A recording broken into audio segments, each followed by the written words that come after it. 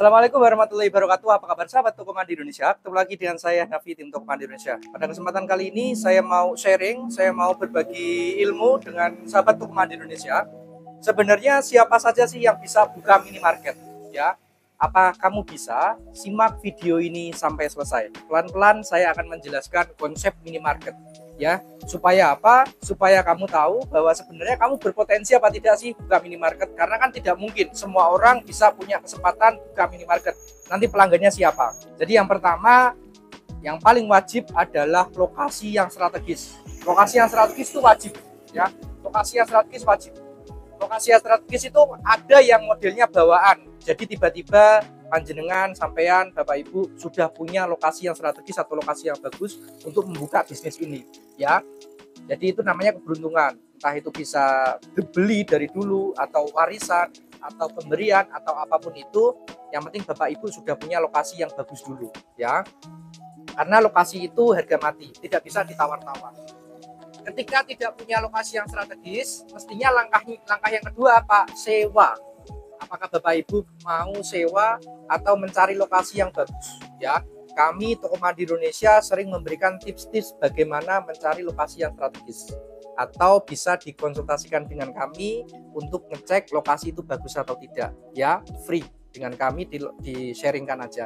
Kirim lokasinya, kirim videonya, maka nanti kami akan memberikan gambaran lokasinya bagus atau tidak.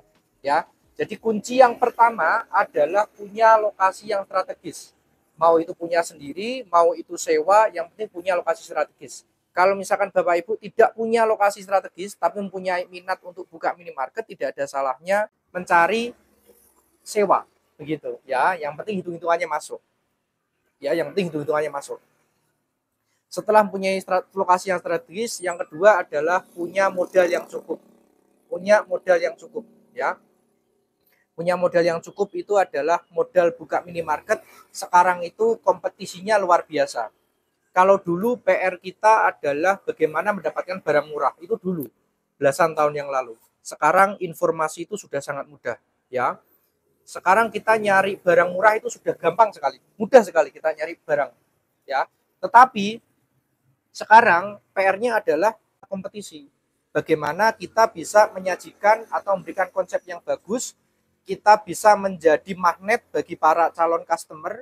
Bagaimana minimarket ini pendatang baru belum punya brand tapi konsumen bisa datang, bagaimana? Kita harus paham konsepnya. Kita harus paham konsepnya. Maka yang paling penting adalah kekuatan modalnya harus siap, ya.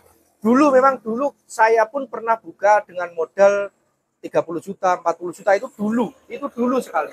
Sekarang ketika kita mau buka minimarket, minimal 200 sampai 250 juta. Ini saya katakan mulai dari renov, mulai dari aset, mulai dari dagangan, rata-rata yang kami buka di angka 200 sampai 250 juta. Rata-rata, ya. Mas, kalau saya punya modal 100 juta, 50 juta, apakah cukup? Ketika Bapak Ibu mau memberikan effort lebih, mau belajar sendiri, mau sharing ke sana ke sini, mestinya bisa. Saya katakan, ketika Bapak Ibu tidak punya pengalaman sama sekali di minimarket, mestinya modal yang dikeluarkan rata-rata di 200 sampai 250. Ya, rate-nya mitra kami rata-rata di average-nya rata-rata di 200 sampai 250 juta untuk buka minimarket ini. Apalagi ketika nanti sudah ada minimarket nasional, sudah ada kompetitor Indomaret, Alfamart, maka mestinya bisa di angka 500 sampai 600 juta. Jadi begitu. Yang pertama lokasi strategis, harga mati. Yang kedua punya modal yang cukup, ya. Modal yang cukup, modal yang besar bisa membantu kita, ya. Terus yang ketiga adalah punya pengalaman atau punya knowledge, ya. Punya pengalaman sama punya knowledge, pengetahuan tentang minimarket. Bisa belajar dari TikTok, belajar dari YouTube, belajar dari website, belajar dari Google, apapun itu. Atau belajar dari langsung. Tapi yang paling penting saya sampaikan adalah sekarang banyak sekali sumber referensi yang ada di YouTube, TikTok, di browser begitu. Saya memang banyak melihat di konten-konten kreator ini banyak yang benar-benar edukasinya apa adanya. Edukasinya apa adanya, tapi banyak juga yang edukasinya hanya sekedar supaya rame gitu. Jadi hati-hati ketika misalkan memang Bapak Ibu punya lokasinya di residensial atau di traffic, toko yang pemukiman padat penduduk sama traffic, mestinya Bapak Ibu harus belajar di konten kreator yang tokonya punya traffic, juga punya residensial atau pemukiman padat penduduk. Ketika belajarnya toko di kampung, Bapak Ibu buka toko di kota atau di traffic, kan nggak masuk, nggak nyambung begitu. Ada beberapa ilmu yang bisa diambil tapi tidak semuanya, begitu konsepnya. Jadi silakan belajar, tapi silakan banyak referensi ya, banyak di toko Mandiri Indonesia ada, atau di channel lain juga ada. Silakan belajar. Gitu. Kenapa? Karena sepanjang kami buka toko, mulai dari di pemukiman padat penduduk, di residensial, di traffic, di kampung, ya di tengah kampung, terus di tengah perkotaan, di apartemen, di hotel, itu macam-macam. Ya, barang yang laku beda, marketingnya juga beda. Karena ini bisnis riwah, ini bisnis riwah. Kalau ada yang ngomong mudah, itu menurut saya hanya iming-iming saja. Tetapi ini bisnis riwah, saya harus ngomong riwah dulu. Ini bisnis riwah sulit, kenapa? Karena kita ngurusin ribuan item. Ya, toko yang ada di belakang saya, ini kurang lebih ada 5.000 item lebih, 5.000 lebih. Ya, kita ngurusin itu. Belum lagi SDM-nya, ya, belum lagi sistemnya. Sistem dan manajemen yang kita tawarkan adalah sifatnya untuk memudahkan. Keriwahan itu akan selalu ada. Keriwahan itu akan selalu ada.